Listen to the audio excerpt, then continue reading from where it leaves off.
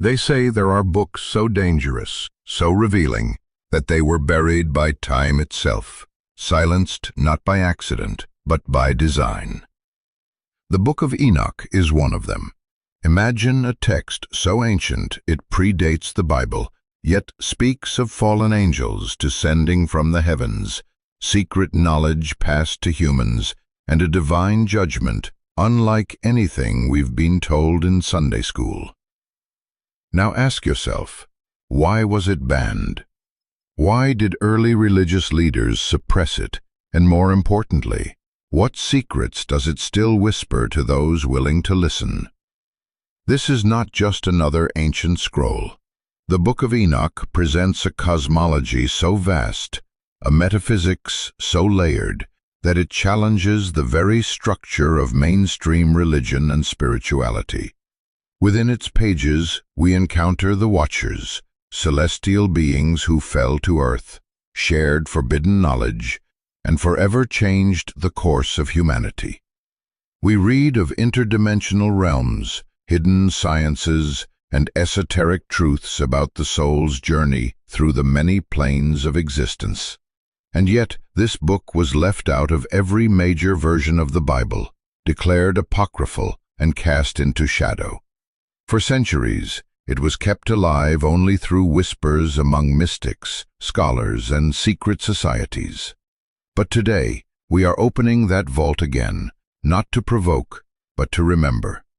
In this video, we will unveil what was hidden. We'll explore the mysterious origins of the Book of Enoch, the forbidden teachings it contains, and why these truths were considered too radical for the world to know.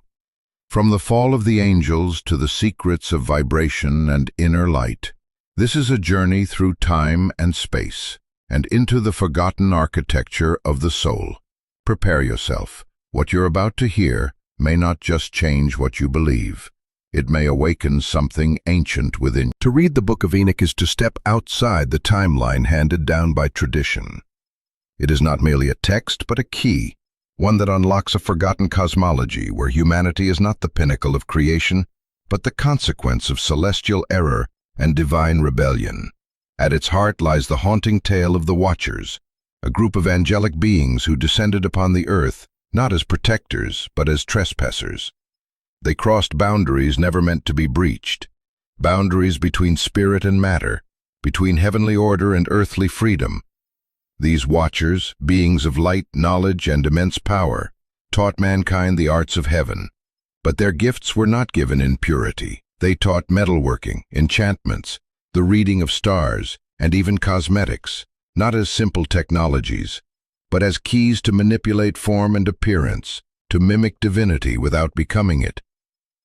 The Book of Enoch makes a startling claim, that much of what we call civilization was sparked not by divine blessing, but by celestial rebellion. This is the first and most unsettling theme of the text, that knowledge is double-edged. In Enoch's world, knowledge is not salvation, it is temptation, power, and consequence. The very act of acquiring it outside divine timing brought imbalance to earth. The book suggests that not all who bear light do so in service of truth. And in this way, it exposes a critical idea echoed in Hermeticism and Gnosticism alike, that not all gods are worthy of worship, and not all creators are benevolent. Beyond this mythic drama lies another, subtler current, the nature of divine judgment. Enoch, a mortal man, is chosen to ascend into the heavens, not in death, but in life. He is shown the secrets of the universe, the anatomy of heaven, the mechanics of time and cycles. He becomes, in essence, a witness between realms. This theme of initiate as messenger echoes across the mystery traditions of every era, from the bodhisattvas in Eastern philosophy, to Thoth in Egyptian lore, to the prophets who heard the whispering voice on the mountaintop. The Book of Enoch also presents a multi-layered vision of the cosmos. Earth is not the center, but one layer of many. Time is cyclical. Souls are judged across eons, and hidden orders guide the evolution of spirit behind the veil of matter. Mountains are not just rocks, but ancient symbols. Stars are not lifeless orbs, but beings of intelligence. And dreams are more than inner musings. They are communications from realms just beyond waking perception. Here we find the second great theme, that existence is layered, multidimensional, and vibrational. To live on Earth is to live in one echo of the divine music, one corridor in the great temple of the cosmos. What Enoch sees is not merely the end of times, but the pattern behind time itself. He witnesses a divine architecture, one that breathes, rotates, and evolves. And still, perhaps the most radical concept hidden within this forbidden book is its portrayal of inner ascension. Unlike many texts that focus on outward obedience or law, Enoch is inwardly transformed. His body becomes radiant. His spirit is expanded. He does not die, he is taken. His journey reflects an esoteric teaching buried beneath many traditions, that man is not just subject to divine forces, but can become harmonized with them if he purifies his sight. The message is subtle, but electric. Awakening does not come from worship, but from witnessing. Truth is not given, it is revealed when the veil is lifted. And Enoch, the mortal, is allowed to see what even angels fear to reveal. Through its warnings, visions, and layered symbology, the Book of Enoch proposes a cosmic system rooted not just in moral dichotomies of good and evil, but in harmonics of light, sound, and order. It paints a reality in which consciousness is the true battleground, where beings above and below seek influence, and where humanity stands at a crossroads, not between heaven and hell, but between forgetfulness and remembrance. And this, perhaps, is why the book was hidden, not because it was wrong, but because it was too right, too clear, too honest. It gives humanity too much. A glimpse of what we are, what we were, and what we could become again, if only we dared to remember, is witnessing the imprisonment of divine potential in unconscious forms. Each bound star may represent a sacred science misunderstood, a human capacity dulled by fear, or a forgotten virtue waiting to reawaken. In this symbolic lens, the Book of Enoch becomes a poetic cipher. It does not merely describe a war in heaven. It describes the condition of the human soul, caught between spirit and flesh, light and shadow, memory and amnesia. Its purpose is not to instruct through facts, but to initiate through vision.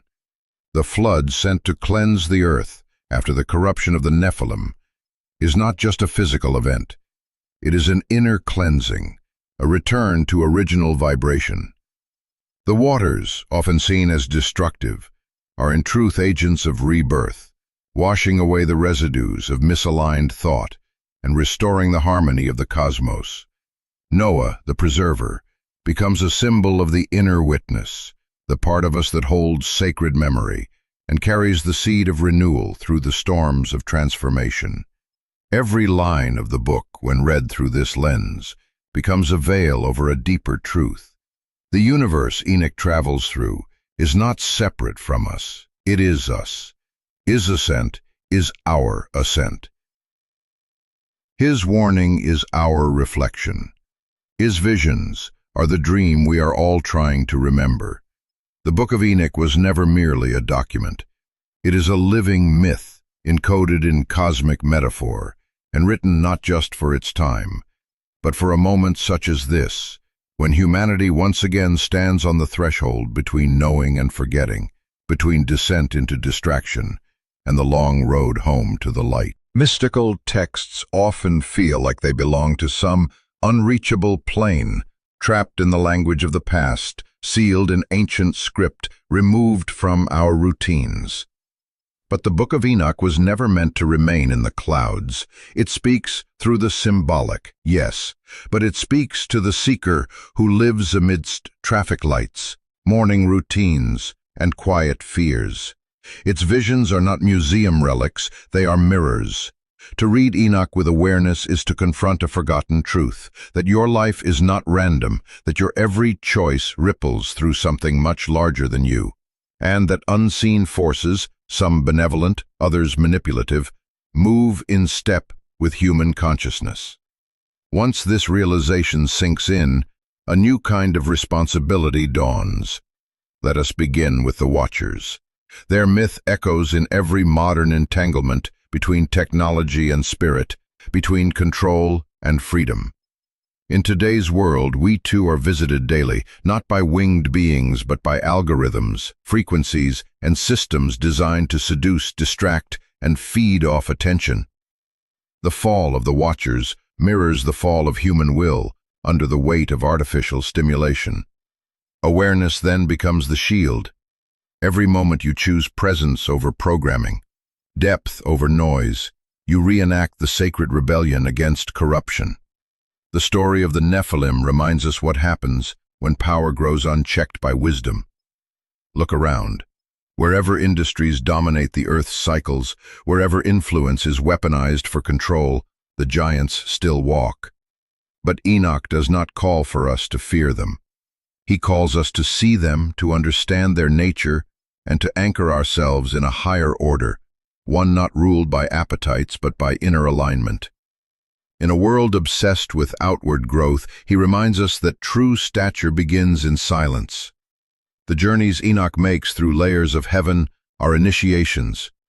You too can undertake them, not by ascending into the sky, but by descending into yourself. Meditation is one such gate, not merely the act of stillness, but the art of listening inwardly. Each level of awareness you pass through, the noisy mind, the emotional fog, the subtle insights, the radiant clarity, is one of Enoch's heavens. To close your eyes and breathe with intention is to walk his path with modern feet. There is a deeply practical principle at work here: symbolic literacy. When you start to view life as encoded, where conversations, setbacks, dreams, and even illness carry symbolic resonance, you begin to live in a different world. Not the surface world of cause and effect, but the inner architecture of meaning. Enoch invites us into that mode of living, a world where signs whisper, numbers speak, and every challenge is a coded initiation. Even Enoch's visions of judgment, once feared as punishment, transform under this light. They become invitations to radical honesty. Imagine reviewing your day not through guilt, but through vibration. Which thoughts uplifted, which drained? What did you create energetically? To live in that level of awareness is to participate in your own awakening. No angelic chord is needed when your conscience becomes that clear. The practical implications stretch into the body as well. The Book of Enoch speaks often of the stars, but the body itself is a constellation. Ancient traditions viewed the spine as Jacob's ladder, the chakras as wheels of light, the breath as the bridge between heaven and earth. Enoch's ascent is mirrored every time you raise your frequency, through diet, breath, sound, or sacred intention. The real stairway to heaven is energetic, and you carry it within. Even community takes on a new tone. When you realize that unseen forces shape our collective energy fields, it changes how you interact. Gossip becomes not just a social issue, but an energetic contagion. Gratitude becomes not just pleasant, it becomes magnetic. Kindness becomes a frequency that reorganizes the field. Every action is a vibration sent outward. In this lens, spiritual practice is no longer a hobby. It is survival. And perhaps most profoundly, Enoch reminds us that we are being watched, not with paranoia, but with awe. Just as he stood before the thrones, so too do we stand before subtle intelligences, observing our evolution. Whether you call them angels, guides, ancestors, or higher aspects of self, they are present. They respond to sincerity. They are moved by courage, and they wait, silently, patiently, for us to remember. This is not about perfection, it is about pattern recognition, the pattern of fear, of forgetting, of awakening, of falling again, of climbing again. The spiral turns. The Book of Enoch does not offer shortcuts. It offers maps. And while no map can walk the journey for you, it can reveal where the path begins. Live symbolically, speak energetically, walk like a flame, remembering it once came from the stars. The Book of Enoch is not just an artifact. It is a doorway. To approach it is to risk remembering something you were never taught. Something encoded not in language, but in the architecture of your own soul. It does not simply ask to be read. It asks to be realized. You were never meant to passively consume these stories. You were meant to embody them. You are the one walking between realms. You are the one bearing the scroll of memory. You are the one who must learn to stand in a world full of giants and still protect the quiet flame within. The Watchers are still among us, not in mythic form, but in every system that tempts us to surrender our sovereignty, to trade wisdom for convenience. The Nephilim still roam, not as towering beings, but as unchecked impulses, inherited traumas, distorted power. And still, the flood comes, not in water, but in crisis, confusion, and collapse. But with it comes cleansing, and with cleansing, the possibility of rebirth. So where do you go from here? You begin exactly where you are, not by fleeing the world, but by seeing through it. You begin by recognizing the dream for what it is, a collective projection of unresolved symbols and forgotten truths. You begin by treating your own consciousness as sacred terrain, worthy of study, of refinement, of light. To walk the path of Enoch in our time means to become your own scribe. Watch what you think. Watch what you speak. Record the patterns you repeat. Name the energies you allow. Witness the heavens within you rise and fall. Begin to hear your intuition, not as a vague feeling, but as a voice, just beneath the noise, urging you to remember what is real. This is not about dogma. It is about transformation. The ancients wrote in code because the codes protect themselves. Only those who earn the truth can decipher it. And so, you must become the decoder, not just of scripture, but of experience. Life itself becomes the sacred text.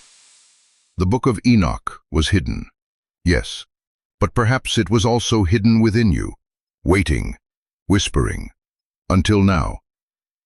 So, return to your stillness, light the inner lamp. Ask not, is it real, but what part of me already knows this? And as you walk your path, amidst all the noise, all the forgetting, remember, you are not simply in the world, you are inside a thought, a sacred, living thought, remembering itself through you.